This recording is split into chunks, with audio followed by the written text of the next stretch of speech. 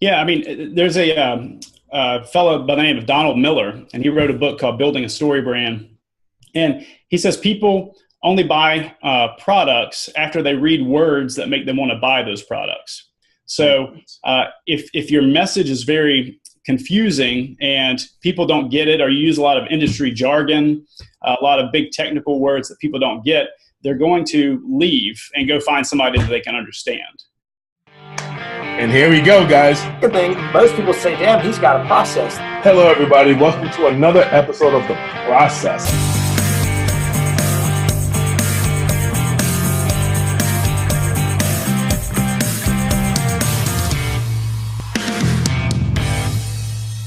Damn, he's got a process. Hey, guys. David Taj here. Another episode of The Process. Today, I'm here with Lee Bradshaw, one of the best and most brightest minds in this marketing world. And he's going to share with us one of the methods and one of the strategies that he uses to get total clarity, to maximize the profit from his website, and a bunch of cool stuff, guys. So you're in for a really good treat. And Lee, take it from here. All right. Well, just really quickly, who I am. My name's Lee Bradshaw, as Tash said. Business is called 127 Media. And what I found is that most businesses aren't able to clearly explain what it is that they do.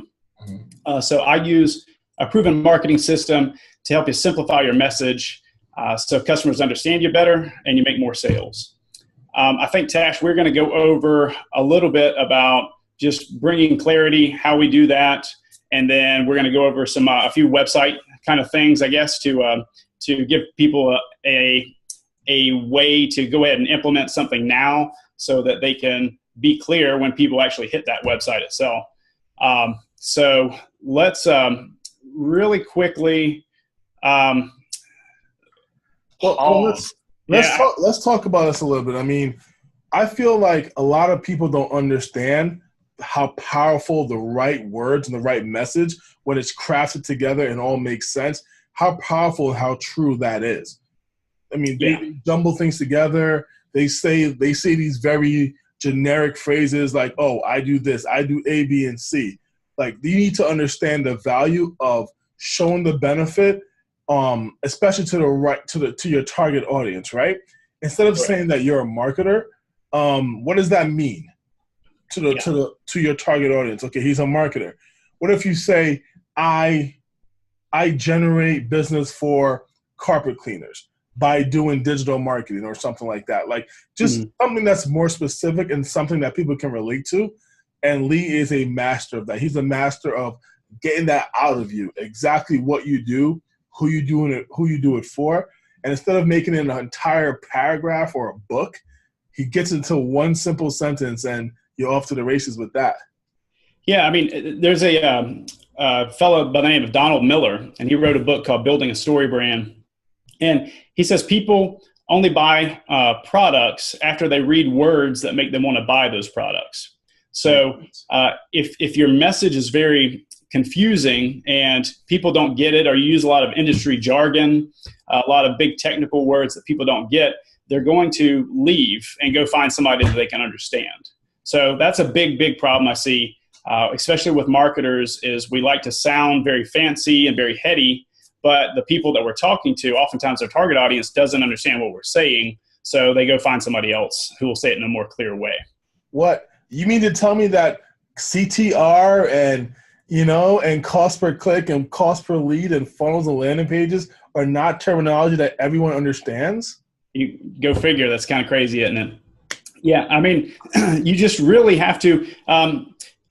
Oftentimes, I'll tell people to explain something almost like you're explaining it to a 12-year-old kid, and make sure that they can understand it. So, what is a pixel? You're familiar with the term pixel.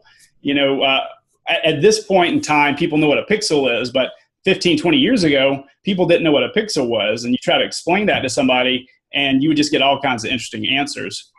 And I actually had a guy I was talking with him the other day. He's a business owner, and I asked him, he had 10 different sales guys. And I asked him, when his sales guys were explaining what they do, how many different ways were they saying what they do to their audience? And he said, we probably got 10 different ways that that these guys are saying this thing. So, one guy's saying probably what they do pretty well to his target audience. And then you've got a whole range of other folks who are saying, all kinds of crazy stuff. You have no idea what exactly they're saying, and they're just confusing people. So again, in StoryBrand, that's the guy I mentioned, Donald Miller. They have a saying, if you confuse, you lose. And I think that's really, really profound. Yeah. One of my good friends like to tell me all the time that a confused mind says no. Say that again. A confused mind says no. You got it. And it's very similar to like in sales. If you give people 5 different options, you overwhelm them. I had a funny story, if I could share. When I was engaged with my wife, we go to the place to look for shower curtains, and we got the little gun, that you're supposed to scan things with. Yeah. So she'll probably chuckle at me for saying this, but we get there and we go into a wall of like 50 white shower curtains. Now, some of them were maybe eggshell and cream and whatever they're called, but it was overwhelming. And she said, "Which one do you like?" And I said, "They're all white." And to this day, we still laugh at that because there was a whole bunch of white shower curtains. But it was just too overwhelming. So yeah, just simplify things, make them easier to understand, make them bite-sized, and you're gonna see more sales. You're gonna see people who are not confused and not leaving to go find your competitor. Now, why do you think people complicate things? Why do you think they need to feel like they need to add this and do this, and instead of just keeping it simple and keeping it, just making sure that it works? Why do you think they do that? That's a good question. I think that people do that because, well, for a few reasons. One, I think a lot of times they're scared that they're going to leave someone out. Mm-hmm. So they think they need to talk about everyone and include every single possible person that could be a good match or fit for what they do. And by doing that, they're really talking to no one. Exactly. Have you ever talked with someone, you say, who is your target audience, using a buzzword? But if you talk to a marketer, they say, who's your target audience? And they'll say, everyone's my target audience. Like anyone who buys from me, right? Exactly. Anybody who breathes is a target audience kind of person. So I think that people are just kind of scared not to leave anybody out. And I think that they just focus on that too much. The other thing is, oftentimes there's a term called the curse of knowledge. And that basically means if you look at what you know about your business from a scale of 1 to 10, 1 being, what your customer probably knows, and 10 being what you know. Most people, if you say, let's dumb this down, most business owners are going to dumb it down to maybe a 7. They're going to try to simplify it and say it a little more simply, but they're only going to land on a 7. It's still way more difficult to understand than they really than they really get. But when people try to dumb things down, they still wind up having a hard time doing that, and they wind up being too wordy in what they're saying. So I think that's a huge reason. And a lot of times they just don't know exactly what to say. So they just kind of start saying things. Wait, time out, Lee. That was a big deal, guys. Did you hear what my friend Lee just said? Okay, scale of 1 to 10. A 1 being what the customer knows about your business, a 10 being what you know. Most people are dumbing it down to a 7. That means it's still way too complicated. You need to find a way so that way you can relate to someone. And I think Lee does a better job than almost anyone that I've ever spoken to of really helping you dig deep and finding that clear message. It's so funny. Like when you hear like Apple, I believe when they launched the iPod, I think what was the slogan? Like 1,000 songs in your pocket, right? Gotcha. Yep. Like that's all it took, 1,000 songs in your pocket. And it was the best selling item for like a couple of quarters or whatever it is, because you can picture it, you can see it. It's something that you can visualize. It's like, oh my God. I don't know if you remember those days of the Walkman. Yeah. Cassettes, like you have to take the 2 cassettes and record it and flip it. Yeah. To get 10 songs in your pocket was a huge thing. Like it was a journey, right? You had to bring this cassette player. Now you got this device that you can put 1,000 songs and listen to whatever you want. It was just a game changer. Yeah. And that slogan, that one-liner helped them break through and get that message to their audience. And that's what you want to do for your business. Yeah, I mean, exactly. Just piggybacking off that story, when Steve Jobs originally released, I think it was the Apple Lisa, he originally released it, I think it was in the New York Times with a 9-page article, or it wasn't an article, he paid for it. It was 9 pages of just tech speak that people didn't get unless you worked at NASA. You weren't going to understand what it was. And it just bombed. It did a terrible job. Well, after he went to Pixar and learned from Pixar and owned Pixar and whatnot, and learned storytelling, he re-released that next product. I can't remember which one it was. It was one of his other computers. And he had 1 page, and it just said, think different. And it just did amazingly. But when you use all this lingo and, RAM and all these kind of words that your average, person didn't understand, they just, moved on past that. Moving on to the next thing because it was irrelevant to them. Absolutely. So Lee, I know you said we're going to get into some website stuff and we can actually have something visual that we can see. I think now is a good time for us to do that. Gotcha. Let's give some value to the people. All righty. Do you want to share the screen or you want me to do that? No, you share the screen. All right. Let's see. Okay. Can you see that? Awesome. Okay. So you got that? That came up? Yep. 127 Media. You got it. So just going over a couple things. My screen's somewhat big here. But as you can see right here, one of the main things that you need on your website, you can implement this today, is you need a strong call to action button. And you're going to see this run all throughout the website. You need this as many times as you can actually get it on here. And it needs to be very clear. And what's the right way to say it? It needs to be very simple so that people realize exactly what they're supposed to do. Oftentimes people will have all these other buttons. What's that? You're not going to have your home, your about, your contact us, exactly, your testimonials. Exactly. You're going to put all that at the bottom, which we call the junk drawer. Because when people scroll down, they'll see that. But you want people to know exactly what they're supposed to do. Oftentimes people get kind of scared to have a strong call to action, but people need to be told what they need to do next. So that's kind of one thing. When people get to your website, people say 3 to 7 seconds to know what your site or what you offer, how it's going to make their life better, and how they buy it. And Donald Miller talks about that. It's called the grunt test. So kind of like a caveman can kind of grunt and know what you can kind of do. So imagine you're looking at this on the phone, or people can look at it later on their phone. Your header right here, you need to say what you do. So we simplify your business message so customers will actually listen. If it was a roofing company, you would want to say something about, we provide excellent roofs, or just something very simple. We keep the outside weather from getting inside. Yeah, yes. And you need to say roofing though. Make sure you say that because it's better to be clear than cute. Oftentimes we want to be cute, and it's okay to be cute as long as you got the clarity in there too. Our roofs keep the outside weather from getting inside. There you go. You want to also show, if you have a roofing company, just going on the same theme, you want to show roofs on your site. You don't want to have a picture of just a building or a picture of your van or whatever. You want to show what you're selling. And what about those people that have those before and after pictures? I see. Yeah.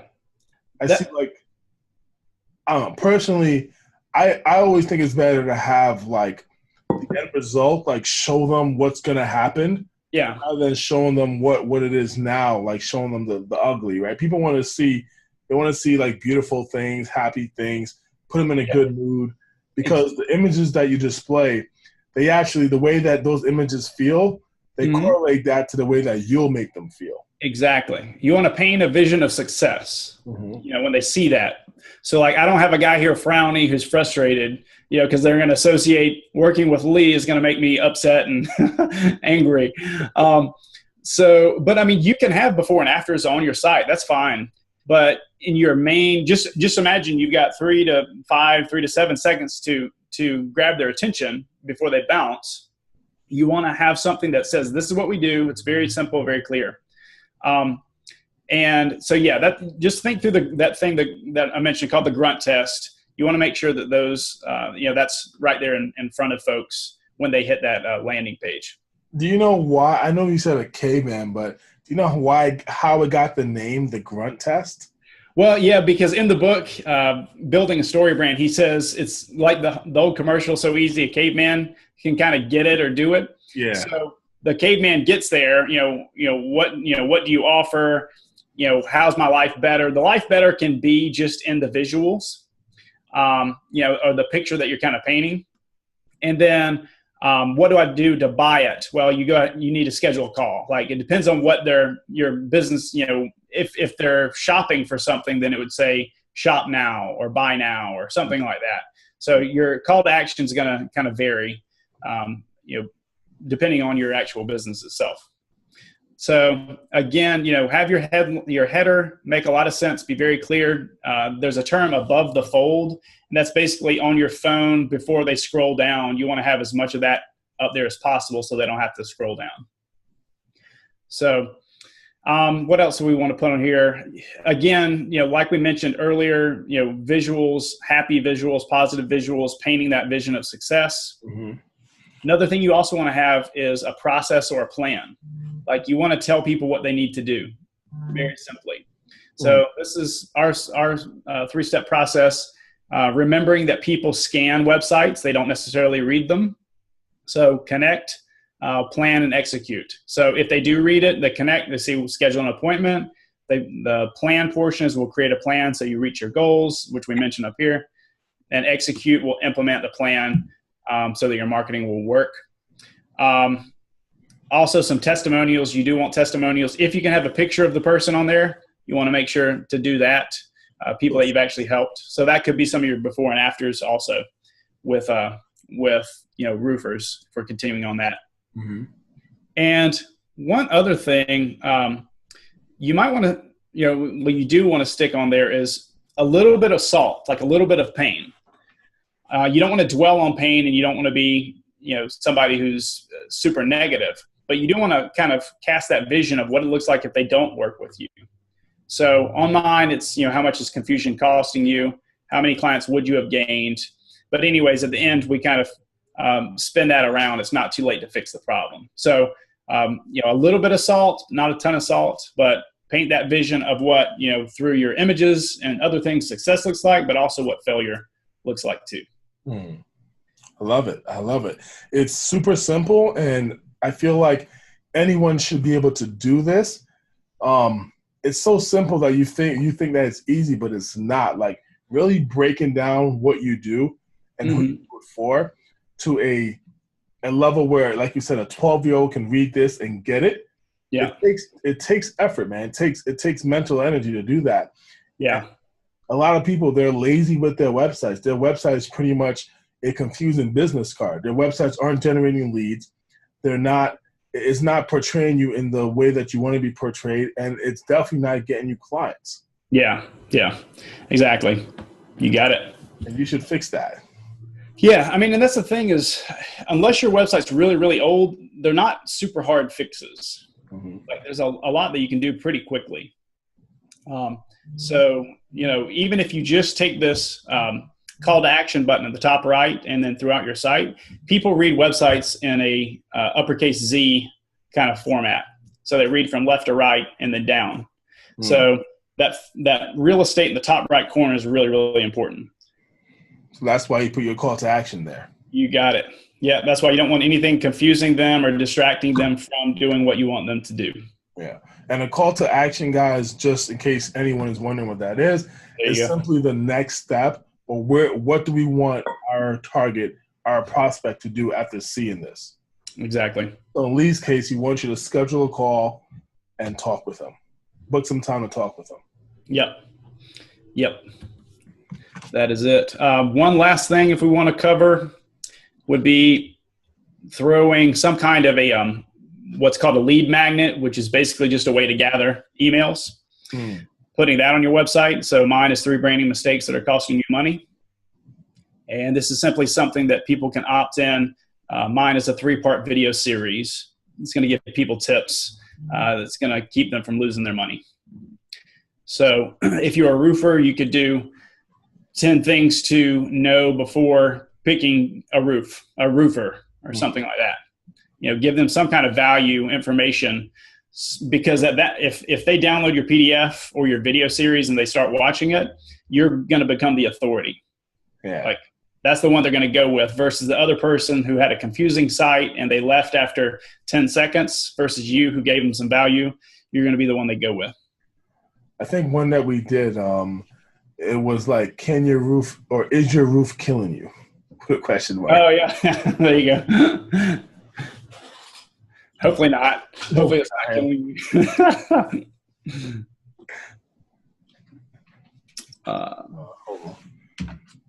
you. Lee, that was amazing, my friend. I really appreciate that. Guys, I'm sure you got a ton of value. And Lee's doing something very, very special. He's going to help you craft your elevator pitch. This is a $1,625 value, but we can only give it away to one person. So if you're interested, please comment on the post below, and Lee's going to tell you a little bit more of what that entails. Yeah, so basically we call it a one-liner in StoryBrand, and it is a way to have a simple, clear message that everyone from the secretary to the president can repeat. And so it doesn't matter what size your business is, but you will essentially have a sales force out there working for you, saying something very clear that tells people exactly what you do. So it's an amazing thing. All right, guys. Thank you so much for watching this episode of The Process. We're going to have more upcoming things for you, and more and more cool guests, awesome guests. We'll definitely have Lee back on the show. And everyone have a blessed day. Tash out.